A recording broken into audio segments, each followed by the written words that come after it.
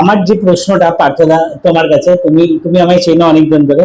আমি বেসিক্যালি মুর্শিদাবাদে এসে যেটা দেখতে পাচ্ছি, গ্রামে গঞ্জে যে কোয়াক ডাক্তারগুলো আমাদের বেটার অপারেশন করছে এবং মানুষ কি অপারেশন করাচ্ছে, ভালো সার্জারি করছে, তাদের ভালো নাম সুনাম আছে।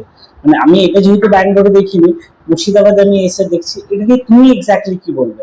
স্বীকার করে তো লাভ নেই, ডাক্তার রকেট সায়েন্স নয়, এটা অ্যাভারেজ ব্রেন যার একটা অ্যানালিটিক্যাল পাওয়ার আছে তারই ডাক্তারিতে যাওয়া উচিত। সার্জিক্যাল প্র্যাকটিসে কিন্তু তিনটে জিনিস জানাটা খুব দরকার।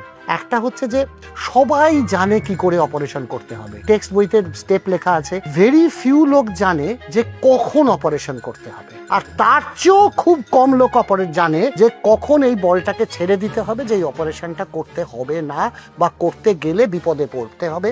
এবং যে যত বেশি পারদর্শীভাবে মানে ফলো করে এই তিনটে কথা, সেই তত বড় সাকসেসফুল সার্জন। কাজ শেখা কোয়াকের বা গ্রামের দিকে যারা কাজ করেন, এদের মধ্যে বেশ কিছু মানুষের আছে এই অ্যানালিটিক্যাল পাওয়ারটা আছে। তারা করে সাধারণ কমন রোগগুলো ডায়াগনোসিস করছেন, চিকিৎসা করছেন।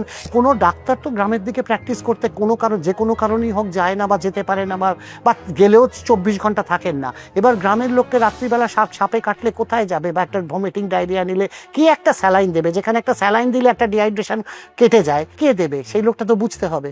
আর অপারেশনের কথা বলছি, আমার নিজের অভিজ্ঞতায় আমি বলতে পারি, আমাদের হাসপাতালে বেশ কিছু টেকনিশিয়ান যারা আছেন, যারা এই কাজই আমাদেরকে অ্যাসিস্ট করতেন। যখন আমরা বিলেত থেকে ফিরে প্রথম শুরু করি, আমাদের তো পুঁজি সেরকম ছিল না, আমরা তখন টেকনিশিয়ানদেরকেই তৈরি করেছিলাম। আমার বলতে এতটুকু দ্বিধা নেই, এবং আমার গর্ব হয় তাদের মধ্যে 2-4 জন যারা আছেন তারা কলকাতার সুপ্রতিষ্ঠিত সার্জেনদের থেকেও ভালো অপারেশন করতে পারেন। যে যেখানে বাইরে কোথাও অপারেশন করতে যায় তাদেরকে এক্সট্রা টাকা দিয়ে নিয়ে যায়, বাবা তুই একটু উদ্ধার করে দে। মানে আনফর্চুনেটলি এরা যদি ডাক্তার হতো, প্রচুর সার্জেনের ভাত মারা যায়।